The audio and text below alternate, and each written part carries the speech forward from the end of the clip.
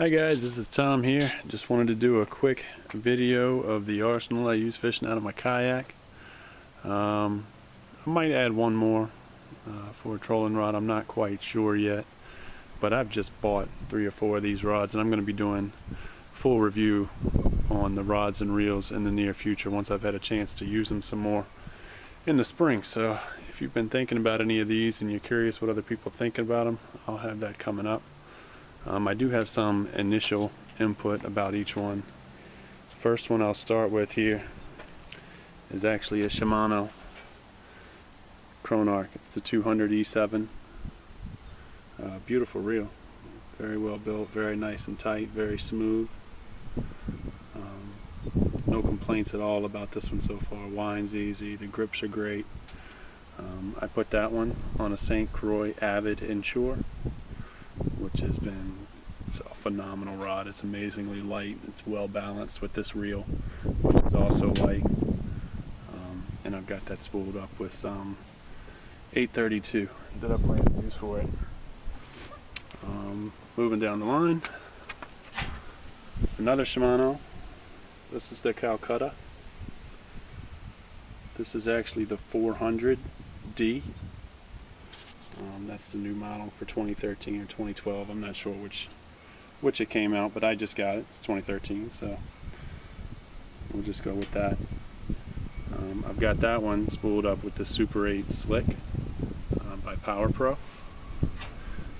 and I also mounted that one on a G Loomis Pro Blue inshore rod.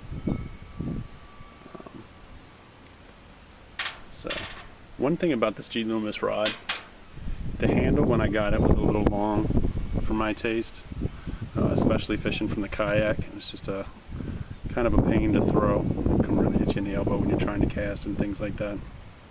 So what I did actually was get one of the balancing kits, and I shortened that rod and put a weight and a new butt end on it.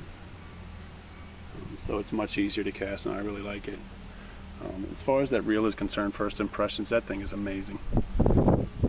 It's smoother than the Chronarch. It's smoother than the others that I'm going to show you. It'll cast just about anything that the other 2 smaller reels will cast, but obviously that one's got some backbone to it for bringing in those bigger fish, hopefully during the season.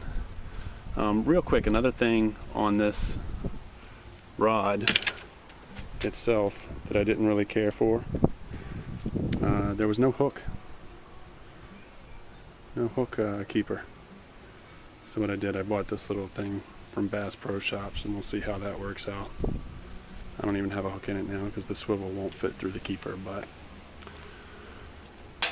anyway, more on that in the full review.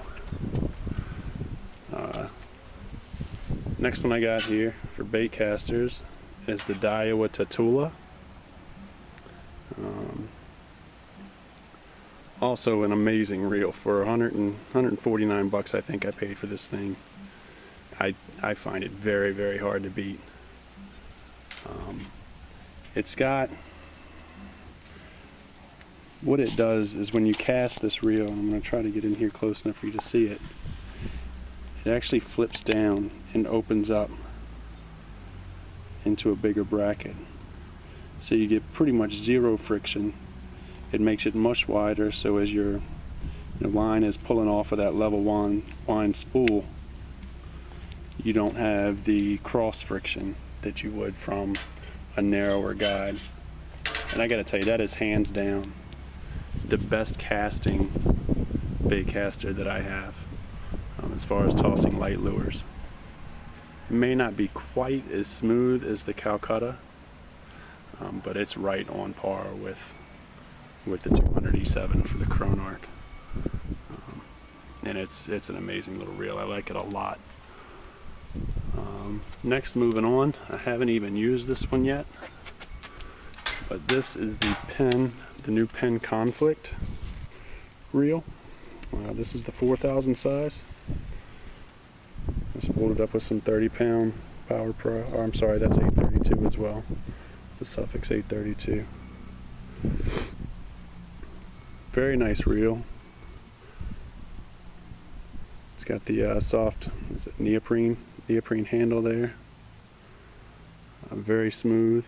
Can't wait to get it out and actually give it a shot, and we'll see how it goes. But I put that on a St. Croix Tide Master inshore rod. Real quick, back to the Daiwa. That's mounted on a Falcon Buku Micro. It's got the micro guides there, as you can see. But that is a phenomenal rod as well. I really like that. That's, till I use the others some more, that's probably one of my favorite reels at this point. Moving back past the conflict now. I just picked this one up. Haven't even spooled it with line yet. And I got it because it was a combo. It's a Shimano 2500 series Sahara. My primary reels when I'm out are bait casters. I do use the spinning reels for casting the lighter stuff, and this is a much lighter weight reel than the ones I've gone through so far. Or I should say compared to the conflict. I haven't made it all the way through yet, but and that's mounted on the Carbon Light Bass Pro Shops. I picked that up as a combo. I think I got like 40 bucks off for buying the combo. It's normally a $100 rod and an $80 reel, and I got it for $140, I believe, down at Bass Pro Shops. Next, biggest reel I have is the Penn Battle 5000. This is my trolling reel right now. I have another trolling rod inside, but I gotta get another reel for that. I just sold a Penn Fathom, and I'm kind of regretting doing so. Kind of wish I had kept that reel because it was a nice little setup. But I needed these more than I needed that one at the time. Okay, so this is the Penn Battle 5000. I've got that strung up with 40-pound Power Pro. Big old jig. It's actually a jigging rod. It's the Penn Blue Water Carnage jigging rod. So that's a heavyweight combo right there. And then this is my loner rod. This is the one I give other guys that are going fishing with me and don't have one to use. But this is an old Mitchell 300. The reel still works great. It's seen saltwater, it's seen freshwater. It's been around the block for several years now, and the finish is actually peeling off of the handle some. But it's been a great little reel, and it's still smooth, still casts, just as well as when it was new. And it's just on a Berkeley Lightning rod. But there they are, guys. I'll have some more detailed views coming up of them here shortly. Thanks for watching.